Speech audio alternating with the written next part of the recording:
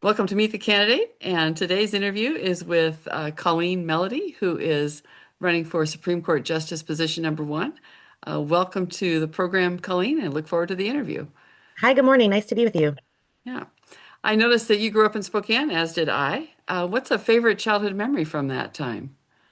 I love the Spokane River, especially in the spring, walking in the park and seeing sort of the river come back to life. And the park, I get to Spokane quite a lot. The park is in wonderful shape, and I've just been enjoying being there with my kids because they're getting to see sort of the same park in really a lot of renovation that I grew up with.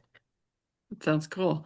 I also noticed the other question I always like to ask is about first work experience because when people first get that opportunity to connect effort with pay, does shape how we look at the world as adults. And so yours, I noticed you mentioned pizza in Yep. your statement. What was that job, and what did you learn from that?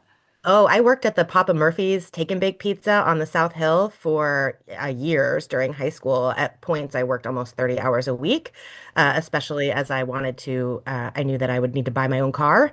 And I was very motivated to save up that money and be able to have the independence that comes with being able to drive. And so I worked the register, I worked morning shifts, prepping veggies, making crust. It was almost all high school students that really worked at that spot. Hmm. Okay, I have a next question is just about books that you've read. An interesting book that you've read in the last year or so. That's not for work, just something for interest. Oh, well, I mean, it's sort of both work and interest, but I read a two-volume series on the development of the Washington Constitution because, we have these important constitutional cases, and it's really interesting to understand the history that led up to the Washington Constitution's adoption in 1889, because it was a really different time than what was happening in 1776 when the federal Constitution was adopted. And it's like a deep dive into Washington's specific history. There was a whole, pushback against railroads, and, populism was really in vogue. And then all of the negotiations around tribal interests and those relationships. And so it resembles really not at all what the Federal Constitutional Convention was doing. And I just find it fascinating. Every time I ask that question, I find another book to add to my growing stack. So that sounds fascinating as well to me. And perhaps a movie that has stuck with you, something recent, something earlier, something that stuck with you. So almost all the movies that I watch these days, I watch with my kids Yeah. because if once every couple of weeks we'll have family movie night. And so I've just been enthralled with some of the, so we saw the new Toy Story, and it's just amazing to me how advanced that animation and like the skill that would go into some of these Pixar films. And I just think about if I'd had a different life, maybe I could have worked on these Pixar movies, which are sort of beautiful and creative and yet, teaching kind of good lessons about teamwork and loyalty and sort of family to kids. Okay. And I'd like to give you that last couple of minutes to wrap up with what's your pitch for why you would be the best choice for Supreme Court position number one.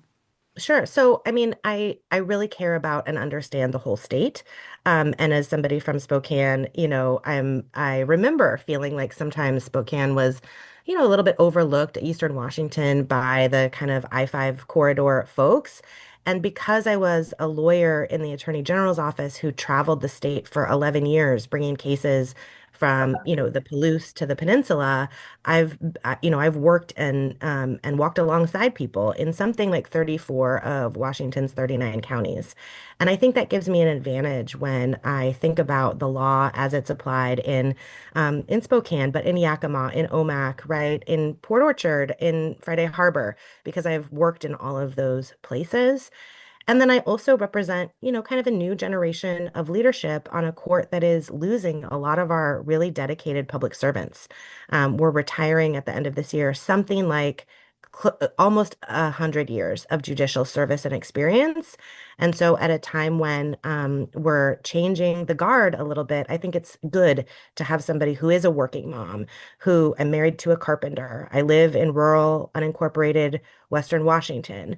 And I think having some of that perspective is helpful when we sit around the conference table talking about how the law is going to work on the ground in our various Washington communities. Okay. And I know one question that has come to you a number of times is you were appointed, and because you have been, you, as you mentioned, you've worked in the Attorney General's office. Do you see a potential of having to recuse yourself on cases that may come up in the new court?